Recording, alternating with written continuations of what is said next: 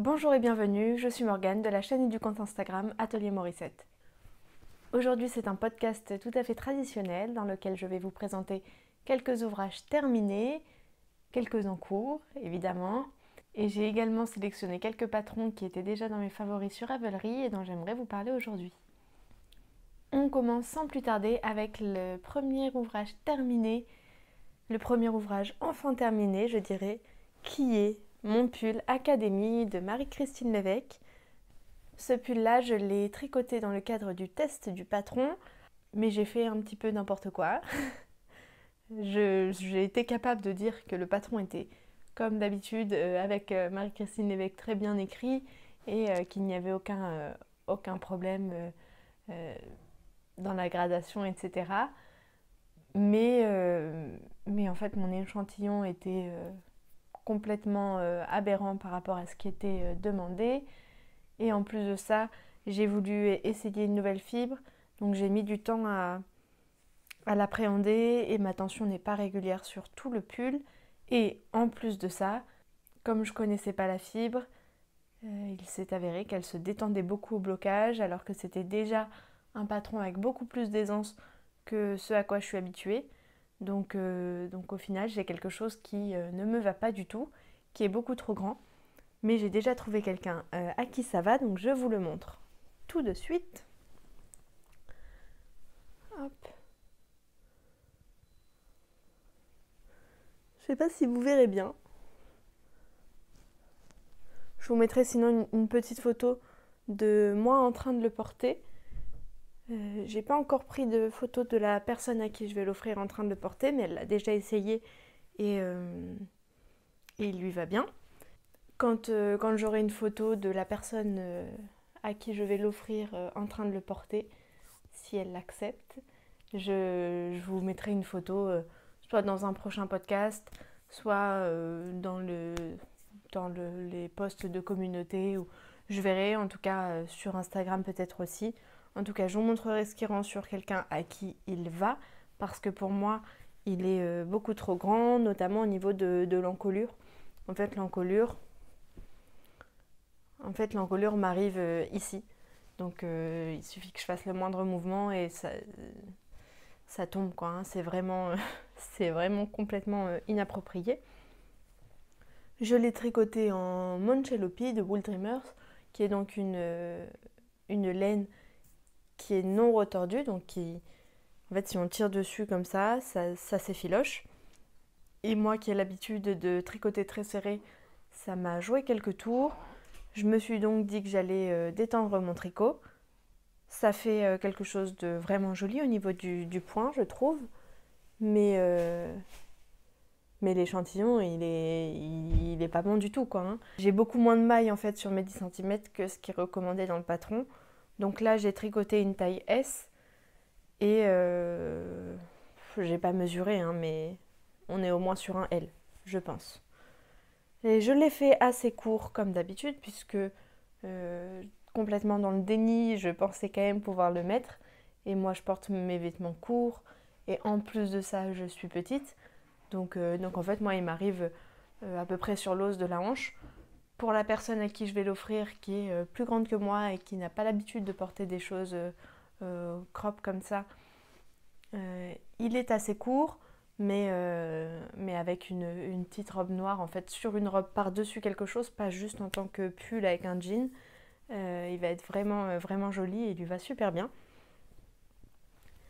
Cette personne à qui je vais l'offrir, c'est la conjointe de mon papa, pour qui j'étais en train de tricoter, si vous vous souvenez dans le précédent podcast, les chaussettes en autorayant chaussettes de Noël, euh, dont j'avais perdu le contrastant, donc que j'avais mis en pause. Je n'ai toujours pas retrouvé le contrastant, donc ces chaussettes sont toujours en pause. Je ne sais absolument pas où est-ce que j'ai pu mettre cette pelote-là. En plus, j'ai perdu, enfin je sais qu'il y avait d'autres, les restes de ma layette avec aussi, les restes de mes pelotes, et je les ai pas non plus, donc ils doivent être tous ensemble dans un petit sac quelque part, peut-être chez moi, mais peut-être ailleurs, j'en ai aucune idée. Je les ai peut-être oubliés quelque part, j'en sais rien. Mais en tout cas, j'ai toujours pas retrouvé mon contrastant. Donc j'ai toujours pas tricoté les chaussettes, ce qui n'est pas dramatique puisqu'en fait pour Noël j'ai le pull maintenant. Alors je pense que je vais quand même lui donner plus tôt parce que ce serait dommage de pas en profiter en fait tout l'hiver hein, et d'attendre le 25 décembre pour pouvoir en profiter, d'autant qu'elle l'a déjà vu, elle l'a déjà essayé, donc il n'y a pas trop de suspense. Donc en tout cas, même si moi j'ai fait n'importe quoi pour le tricot de ce pull, je peux vous assurer que le patron est super bien écrit. On a un joli petit détail, voilà, on a un joli petit détail sur l'épaule en fait, un peu à l'arrière de l'épaule, qui est vraiment joli. Ça a beaucoup de structure. Le col en V est super bien expliqué pour avoir une jolie arête centrale, je pense qu'on dit comme ça. Il est vraiment sympa ce pull, hein. Le patron est très bien écrit. Très facile à suivre. Marie-Christine, elle met toujours des vidéos sur sa chaîne YouTube pour les points techniques, comme le col en V, sachant que c'est un point technique oui et non, parce que il n'y a vraiment rien de compliqué en fait, hein. Tout est simple et de toute façon, je pense que le tricot, quand c'est très bien expliqué, et que c'est des points classiques quoi, maille en droit, maille envers, en droit torse et des diminutions, des augmentations, donc il n'y a pas de dentelle, il n'y a pas de torsade qui pourrait être une vraie difficulté technique. Là, en fait, si on comprend le patron, tout va tout seul. Et comme il y a les vidéos, même si on ne comprend pas le patron, et ben, il y a aucun problème, on peut en venir au bout. Donc voilà, pour ce patron, je vous recommande, hein, si vous cherchez un petit pull, enfin un petit pull, non, un pull large avec des épaules un peu tombantes, un col en V et un peu ample. Je pense que c'est un très bon patron. Je vous invite à aller voir les photos des testeuses sur Ravelry. Peut-être qu'il y en a sur Instagram aussi. Ça vous donnera une idée un peu plus réaliste du patron que ma version à moi. Même si j'en suis satisfaite, hein, évidemment il ne sera pas pour moi, mais je suis quand même contente de son rendu. C'est un pull que j'ai mis énormément de temps à tricoter, du fait du contexte dans lequel j'ai tricoté et de la fibre, je pense. Donc j'ai mis beaucoup de temps à le tricoter et en plus il n'est pas pour moi. Donc heureusement, j'ai vraiment eu peur quand je l'ai amené à la conjointe de mon papa, parce que comme je savais qu'il était court, j'avais peur qu'il soit vraiment très court sur elle et que ça lui aille pas du tout. Mais c'est pas le cas et à ce moment-là, j'aurais pas su à qui l'offrir en fait. Donc ça m'aurait beaucoup embêtée, mais il lui va super bien, elle l'aime, donc tout va bien. Je suis contente. Donc ça c'est la grosse pièce que j'ai terminée. Vous imaginez bien que en finissant cet énorme pull que je traîne depuis des semaines voire des mois, j'ai pas beaucoup d'autres objets terminés à vous montrer. J'ai juste euh, un tout petit quelque chose au crochet. C'est en fait ce petit hochet qui est fait en fil chenille. Donc là c'est vraiment très très simple. C'est un anneau de bois qui est fait pour les hochets, hein, donc c'est du bois non traité.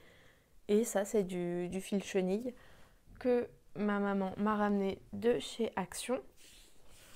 Donc c'est cette énorme pelote, cette énorme pelote là, qui fait 300 grammes je crois. Et donc j'en ai utilisé quasiment rien pour mon petit hochet. Donc le patron vient de ce magazine de Rico Design, que je vous ai déjà présenté plusieurs fois, je vous en ai déjà parlé. Il m'avait été offert par ma belle-sœur un petit peu avant la naissance de ma fille. Je m'étais dit que je ferais plein de choses et évidemment je n'ai pas eu le temps. Mais hier je me suis dit tiens j'ai envie d'essayer, j'avais envie de faire quelque chose d'un un peu rapide, un peu sympa. Et ça m'a pris 15 minutes je pense, sachant que je suis vraiment, mais vraiment pas une experte du crochet. Donc voilà, pour ce petit truc là, c'est mignon. J'en ferai peut-être d'autres, dans d'autres couleurs, je verrai, mais en tout cas je suis contente d'avoir fait celui-ci, ça m'a vraiment pas pris longtemps. Et puis il y a plein d'autres modèles sympas alors qui prendront un peu plus de temps évidemment, mais il y a plein d'autres petites choses à faire dans ce livre-là, donc je pense que vous en entendrez parler à nouveau. Et j'ai déjà fini de vous parler de ce qui est terminé. Maintenant, j'ai mon projet entre les deux, mon projet qui est un peu terminé, un peu en cours. Sans surprise, et encore et toujours, il s'agit de mon Alpine Bloom de Kathleen Hunter. Hop. Je sais pas si j'ai assez de recul pour que vous puissiez bien voir, mais en tout cas, voilà ce qu'il en est. Si vous avez bien suivi, ce pull était trop court, que ce soit le corps ou les manches. En fait, je pensais que la laine qui est de la Mondaré de boucle laine allait beaucoup s'étendre au blocage. Elle s'est étendue, mais pas autant que ce que je pensais. Donc le pull était trop court. Donc je l'ai rallongé, je pense, de peut-être 10-12 cm, je pense. Je sais pas si vous verrez bien. Mais en fait, comme je l'avais déjà bloqué quand j'ai retricoté, ça fait vraiment une différence de point. Je pense que vous voyez bien. Vous voyez bien la démarcation. Sur ce pull, à la base, j'avais tricoté les côtes du bas en rose, mais j'ai décidé de ne pas le faire parce que je pense que si je le mets en dehors d'un pantalon, par exemple, la ligne rose comme ça sur les hanches, ça va casser la silhouette, ça risque d'être pas très très fameux. Donc j'ai décidé de tout retricoter en blanc, enfin en crème. En fait, c'est un coloris non teint, hein, tout simplement. Et là, ce qui va me rester à faire, qui ne devrait pas me prendre très très longtemps, c'est de rallonger les côtes des poignets.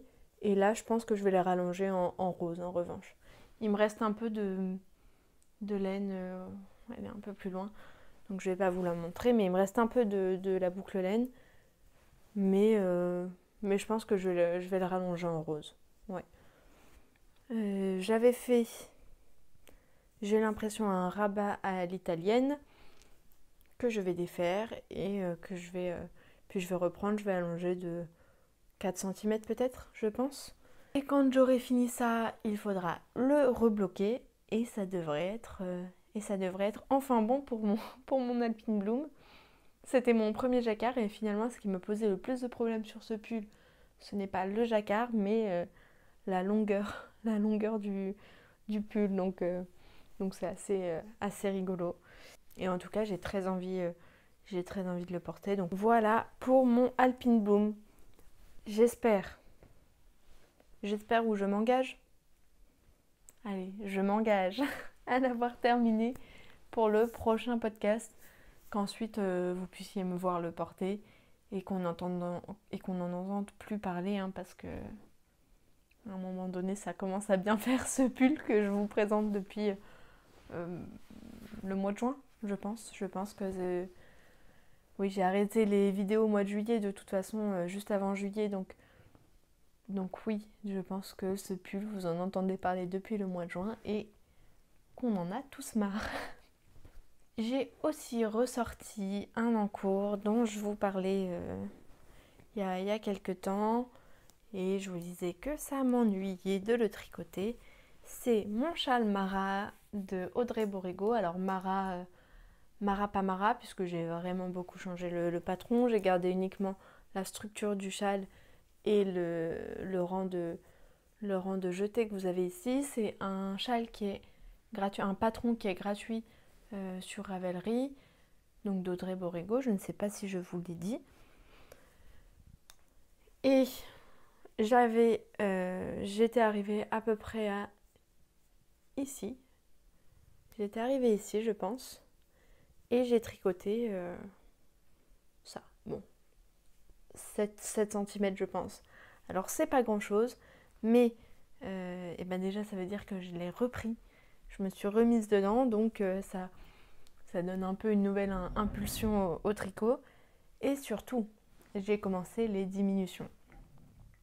Et ce genre de châle qui est, selon moi, vraiment ennuyant à tricoter, quand on commence les diminutions déjà, on sent On sent qu'on approche un peu de la fin. Alors, globalement, il me reste ça à faire, hein, donc je ne m'emballe pas non plus. Mais c'est vrai que pour ce châle, l'objet terminé m'attire vraiment beaucoup. J'ai très très envie d'avoir et de porter ce châle. Donc là, je ressens un nouvel élan de motivation et je vais essayer de m'y mettre sérieusement pour que ça ne traîne plus longtemps non plus, parce que pareil, hein, vous en entendez parler depuis juin, je pense. Donc à un moment, il faut s'arrêter, quoi. Hein. Je n'ai pas envie de garder des encours pendant trop trop longtemps. Après, j'aurais plus envie de les reprendre, je ne serai plus déjà là. J'ai dû reprendre le patron pour savoir où est-ce que je faisais les diminutions, les trucs, les machins. Donc on perd du temps en fait, et c'est dommage. Donc là en plus ce châle là je pourrais vraiment le porter maintenant, quoi. Hein. Pour l'automne c'est vraiment très très bien. Les couleurs elles vont super bien avec l'automne. Donc là je peux pas m'engager à l'avoir terminé pour le prochain tricot qui devrait être le prochain podcast qui devrait être la semaine prochaine. Mais en tout cas je m'engage à l'avoir avancé. On va même mettre un marqueur. Voilà, on va mettre un marqueur de progrès comme ça. Donc voilà, hop, devant vous, je vais mettre un marqueur de progrès. Comme ça, je ne pourrai pas, je ne pourrai pas faire semblant. Voilà, le petit marqueur est ici et je m'engage à l'avoir avancé. Je ne me donne pas d'objectif précis, mais ce marqueur doit être un peu éloigné de mes aiguilles au prochain podcast. Ensuite, j'ai deux nouveaux castones, deux nouveaux projets que j'ai entamés il y a vraiment pas très longtemps. Je pense que j'en ai entamé un hier soir et un il y a 2 jours. Donc, évidemment, aucun des deux n'est très avancé. Dans un premier temps, j'ai ceci. Alors, eh bien, ça ne représente rien pour l'instant. C'est toujours de la laine Manchelopi de Wool Dreamers. Quand j'ai commandé la quantité pour mon pull académie, j'avais aussi pris 2 roues de rouille et une roue en rose clair, sans avoir de projet particulier pour ces laines-là. Et quand j'ai eu terminé mon pull académie, je me suis dit que si je ne repartais pas de suite avec cette fibre-là, elle allait finir par me faire peur. Et en fait, j'avais pas envie de laisser cette entre guillemets mauvaise expérience dans mon esprit, et je voulais repartir de suite avec les enseignements que j'avais tirés de ce tricot-là, c'est-à-dire la tension et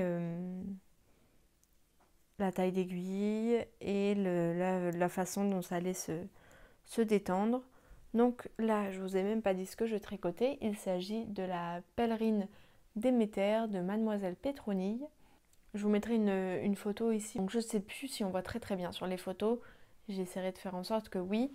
Mais en fait, on a un motif de dentelle qui est très simple, hein, qui est composé de jetés, qui se poursuit tout le long de la pèlerine. Et en fonction des augmentations, il y a un motif qui se crée entre les motifs déjà existants. Mais ce motif-là, il se crée au fur et à mesure. C'est-à-dire que, par exemple, au 3e rang d'augmentation, on a un tiers de motif de chaque côté. Au 5e rang, on a encore un motif pour, au final, finir avec tout le motif. Je ne sais pas si vous voyez très bien. Excusez-moi, on entend encore les petits bruitages de Jeanne qui est juste en face de moi. Donc je disais, on a ce motif qui se crée. Et en fait, j'aime pas du tout l'effet du motif non fini qu'on voit apparaître au fur et à mesure. Donc tout simplement, j'ai décidé de ne pas faire ces motifs intermédiaires, de garder le motif qui se poursuit tout du long du châle, enfin tout le long de la pèlerine, et entre chaque motif, au fur et à mesure des augmentations, je ne ferai que du jersey. Également sur ce châle, sur cette pèlerine, il y a des noppes qui sont positionnés pas de façon aléatoire, mais à un moment donné, vous les avez que en bas du motif, ensuite vous l'avez en haut, ensuite vous l'avez en haut, en bas, en haut, puis ensuite vous n'en avez pas. Je ne sais pas si vous êtes là depuis très longtemps, si vous avez un peu saisi ma personnalité, mais moi j'aime bien quand c'est carré et quand il n'y a pas de, de choses un peu aléatoires comme ça. J'aime bien que tout soit clair, net et précis. Donc d'avoir ces noppes de façon un peu disparate, ça ne me plaisait pas. Alors je dis pas du tout que le patron est mal fait ou que la pèlerine de base est laide, quoi. Hein. Sinon j'aurais juste pas pris ce patron-là. Il y en a d'autres quand même, des patrons de pèlerines sur Ravelry. Mais tout simplement, elle n'est pas 100% à mon goût. Et je voyais bien que les ajustements que moi j'aurais à faire pour la rendre à mon goût étaient largement abordables. J'ai eu un coup de cœur sur la silhouette du modèle, quoi, sur ce que ça rendait. Ensuite, quand je me suis approchée, j'ai vu qu'il y avait des détails qui ne me convenaient pas, mais ça ne changeait rien au fait que tout de suite, en voyant le modèle, j'ai beaucoup aimé. Puis je l'ai vu dans ma laine, quoi, en rouille comme ça va faire super, super joli pour l'automne. Donc j'aimerais bien évidemment la finir pas trop tard parce que ça après ça va être un peu compliqué à porter en plein hiver, je pense, à part si j'ai l'aisance nécessaire pour la mettre par-dessus mon manteau. Ça, ce sera à voir. Mais en tout cas, je pense que pour l'automne, c'est quelque chose qui peut être vraiment joli, qui change. C'est un projet qui change. Je pense que c'est pas très très compliqué. Il va me falloir 2 roues. Normalement, il faut un peu plus de métrage, mais je pense qu'avec 2 roues, ça ira. Puis au pire, je raccourcirai un peu la pèlerine. Il n'y a pas de drame. Le pull Académie, je l'avais tricoté en 4,5. Et là, je tricote en 4 et le point est beaucoup plus joli.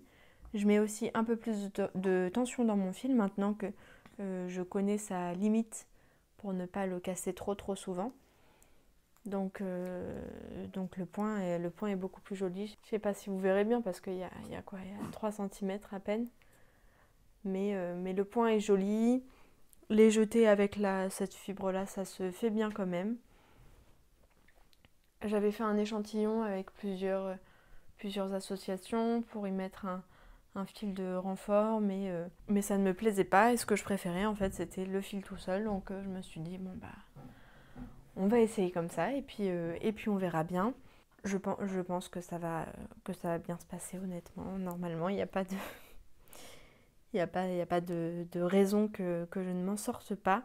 Ça, pareil, j'aimerais bien l'avancer pour la semaine prochaine. Je ne vais pas mettre de marqueur de progrès parce que franchement, j'en ai fait 3 cm. Je suis au tout début vraiment de la pèlerine. Donc, autant dire que ce que j'aurai avancé la semaine prochaine, c'est tout ce que j'aurais fait. Donc, je ne vais pas mettre de progress keeper, mais j'aimerais bien que il y ait au moins un motif pour la semaine prochaine. À savoir que ce projet-là, je pense que j'éviterai de l'emmener où que ce soit.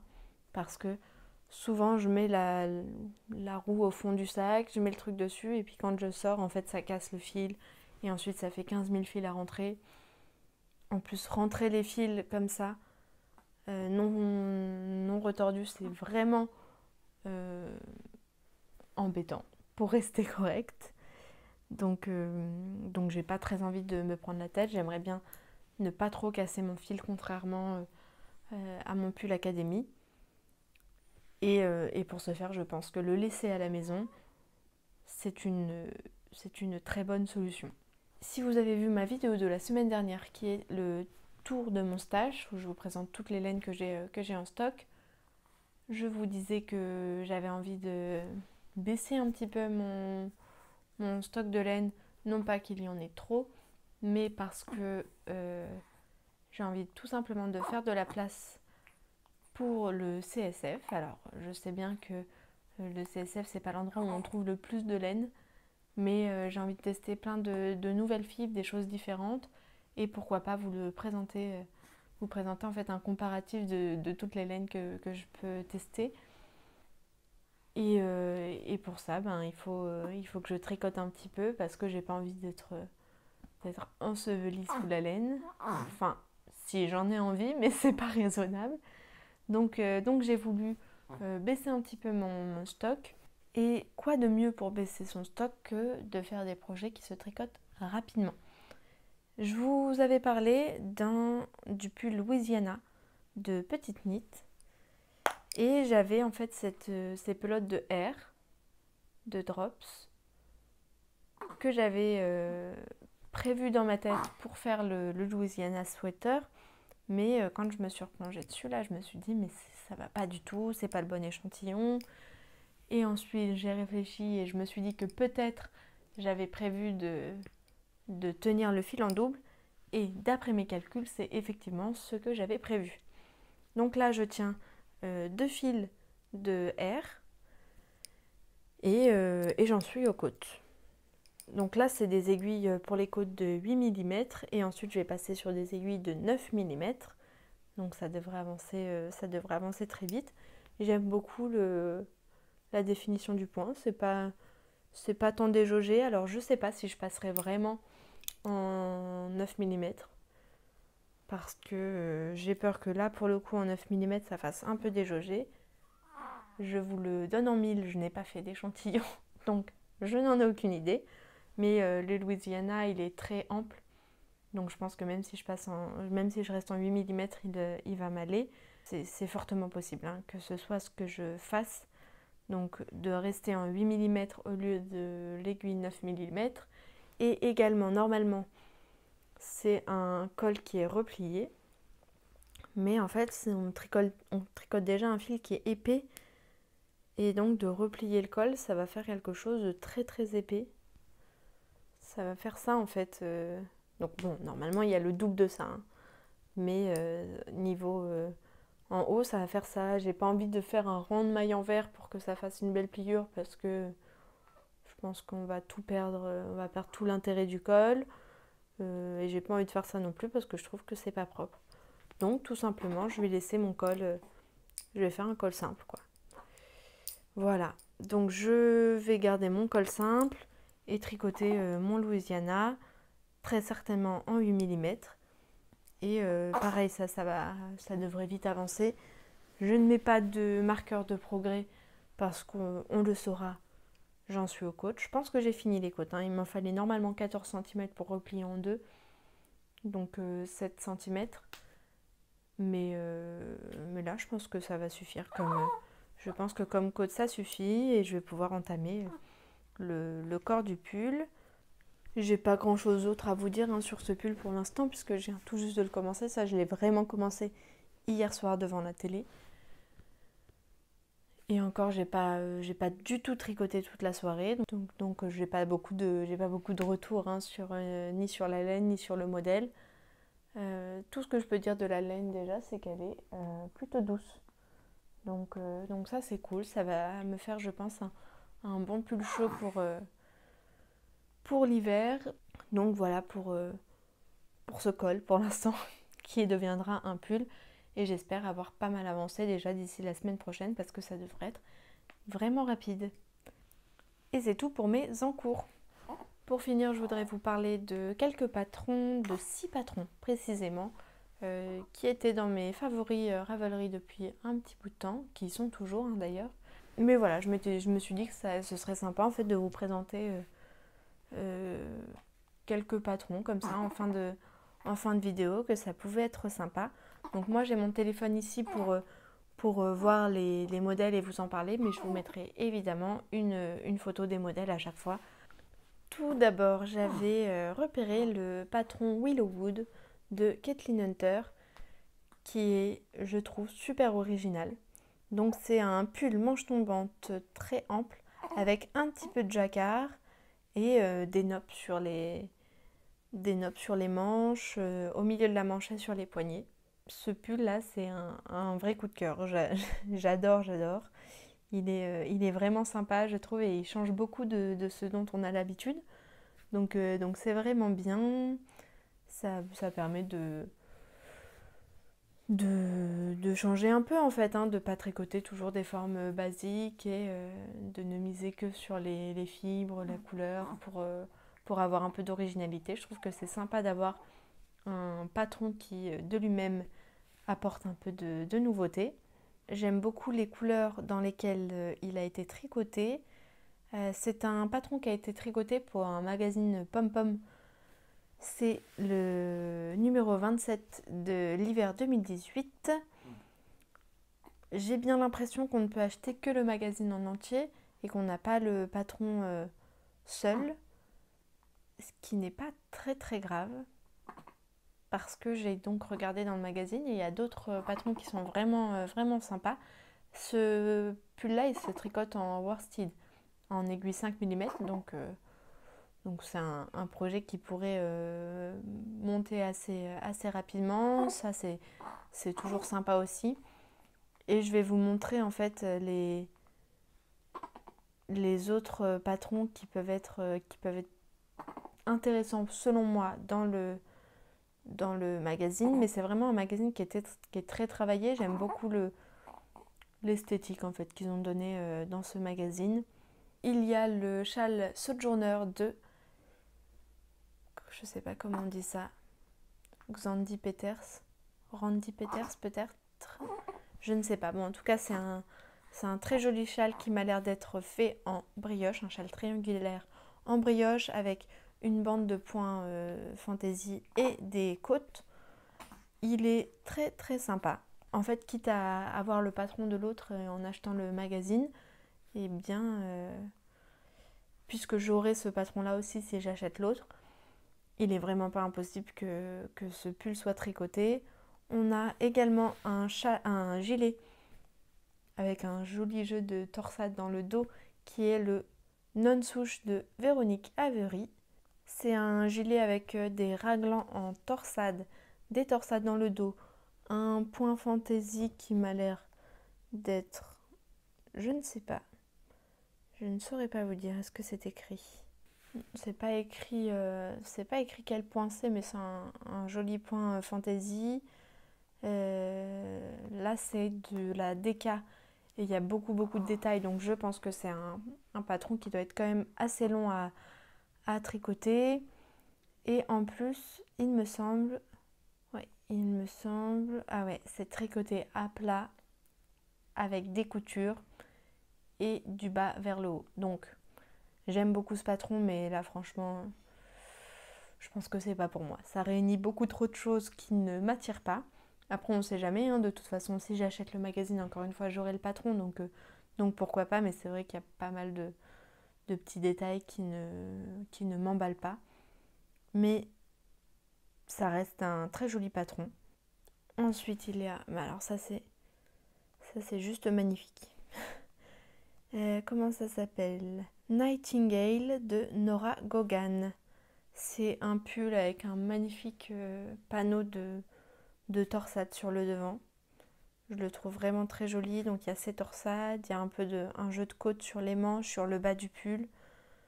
Il est super bien travaillé ce pull, hein. Il est vraiment magnifique. Il donne un esprit un peu, je sais pas, on dirait des lianes, un peu féerique. J'aime vraiment beaucoup ce pull qui est également tricoté en worsted mais en aiguille de 4,5. Donc ça doit faire un tissu très dense. Je vais vérifier. Il est également tricoté du bas vers le haut à plat puis cousu.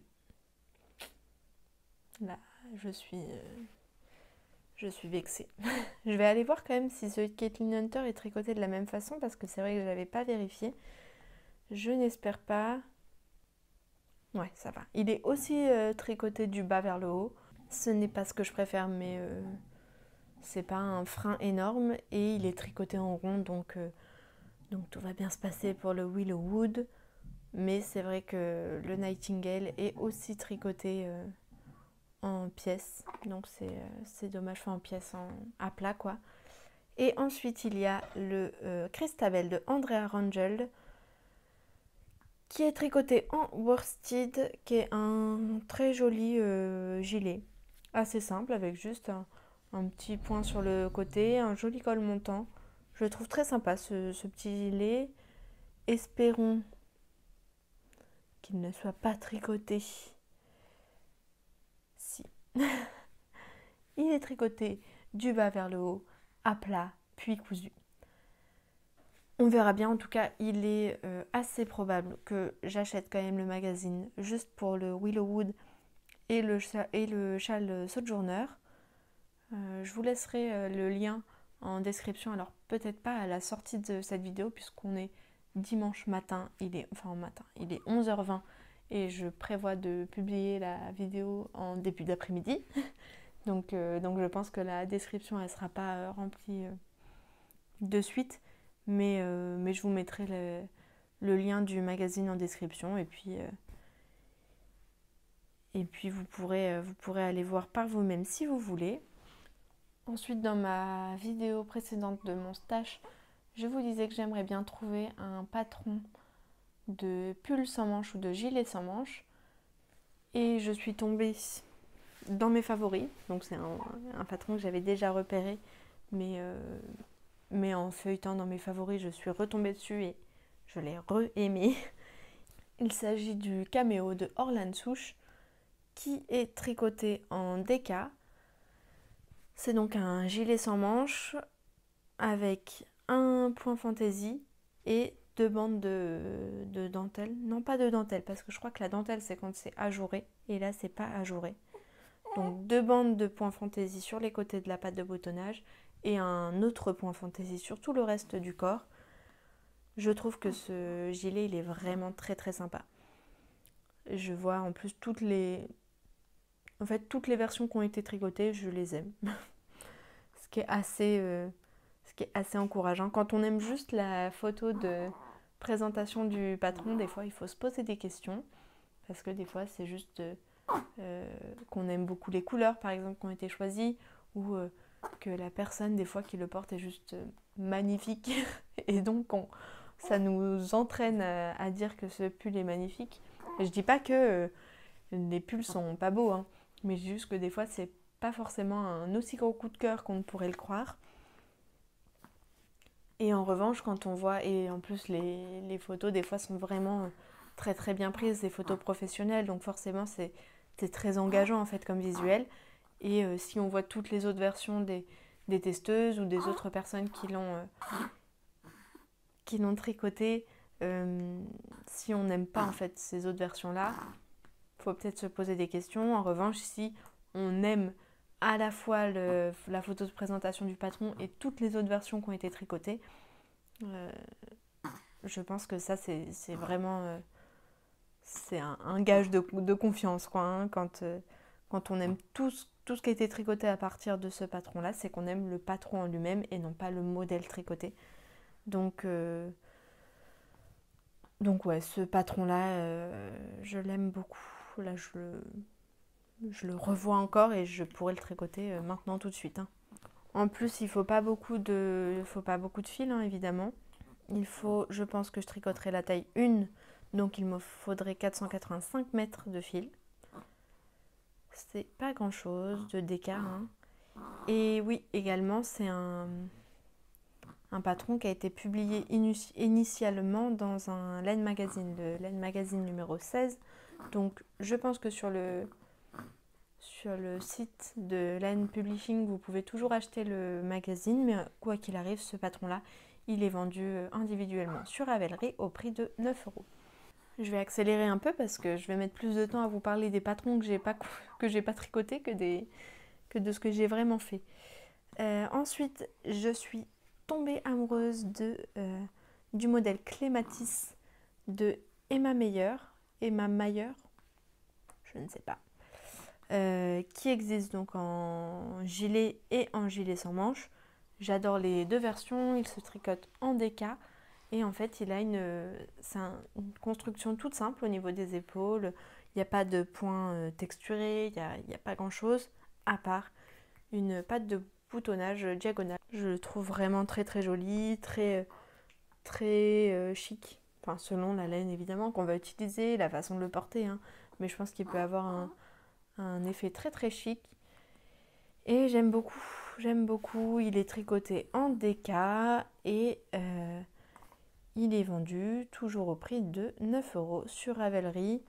Alors c'est deux patrons différents, hein, donc ce qu'elle appelle sweater, donc je pense que c'est cousu en haut et que c'est pas vraiment un gilet.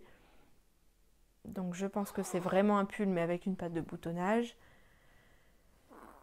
Et c'est un patron différent qu'il soit avec ou sans manche. Et celui sans manche est aussi vendu au prix de 9 €. Ensuite, il y a ce joli petit pull d'hiver de Noël avec un petit jacquard et des noppes, je pense que ce sont des noppes, de Pernille Larsen, c'est le Holly Sweater. Alors là, je vous montre en version adulte, mais il existe en version enfant. Il est vendu sur Ravelry au prix de 6,29 €, tricoté en fingering, donc là c'est il y a du boulot, hein, un pull en fingering. On va pas revenir sur mon Alpine Blue, mon fingering qui m'a pris presque une année de travail. Non, c'est pas vrai, j'abuse un petit peu, mais qui traîne depuis un bout de temps. En tout cas, ce pull, il est très joli. Il existe aussi en version pour enfants, donc ça peut faire un petit duo parent-enfant. Je trouve que il peut être adapté à une femme comme à un homme, donc ça c'est sympa. Je ne suis pas certaine, hein, de tricoter ce pull un jour, mais je trouvais qu'il était plutôt intéressant parce que c'est vrai quand on arrive en hiver, vers la période de Noël, on a envie peut-être de tricoter quelque chose de saison et de porter surtout quelque chose de saison, mais les pulls de Noël, parfois ça peut être un peu compliqué à porter en dehors vraiment de la période de Noël. Et en fait, quand on le porte en novembre et quand on le porte en janvier, on est un peu hors sujet. Et je trouve que celui-ci, il fait à la fois Noël et à la fois juste hiver en fait. On peut le porter à partir de novembre jusqu'à février, quoi, sans qu'il y ait trop de problèmes. Évidemment, ça dépendra toujours des couleurs qu'on choisit, mais par exemple là les couleurs qui sont choisies par la designeuse, je les trouve adaptées en fait à tout l'hiver, donc c'est très sympa. J'ai évidemment rien contre les pulls 100% Noël, mais c'est vrai que si on n'a pas un rythme de tricot très, très effréné, et ben ça peut être dommage de tricoter un pull pour ne le porter qu'un mois finalement. Pour finir, je vais vous parler de deux patrons de bonnets. Un patron qui est gratuit, c'est presque même plus un tuto. Il s'agit d'un turban au style rétro de Marie-Claire Idé. Donc celui-ci il est gratuit, on le retrouve sur le site de Marie-Claire Idé. On peut pas l'avoir de suite sur Ravelry. Il est tricoté en sport avec des aiguilles de 3,5 et je trouve que c'est un joli petit bonnet très féminin. Et en plus, il est gratuit. J'ai lu un petit peu le tuto et il a l'air très très simple, hein. J'ai l'impression que c'est juste une bande qu'on tricote et ensuite on fait un twist pour obtenir le résultat final. Mais ça m'a l'air très sympa. Et il me semble qu'il y a un tutoriel vidéo. Donc ça, c'est vraiment cool. Même pour un cadeau de Noël, par exemple, ça peut être sympa. Et le dernier patron dont je voulais vous parler, il s'agit du Johanna Hat de Alexandra. Ouh, je suis navrée. Là, je suis navrée, je peux pas prononcer, je peux pas prononcer ce nom-là. Je sais pas d'où vient ce nom. En tout cas, le patron est vraiment mignon. C'est un petit bonnet avec un rabat. Avec un bord festonné en fait et des petites fleurs en nopp. Je le trouve vraiment mignon. En plus, il a l'air de pas avoir de surplus de tissu sur le dessus et ça j'aime beaucoup. Ce que j'aime beaucoup également, c'est qu'il est disponible. Il est disponible de la taille bébé à la taille adulte large et ce dans le même patron. Donc ça c'est vraiment cool et il est tricoté en déca. Sur Ravelry, on le trouve au prix de 5,23 €. Et là, pour le coup, pour un bonnet disponible toutes les tailles, hein, je trouve que c'est vraiment pas cher payé.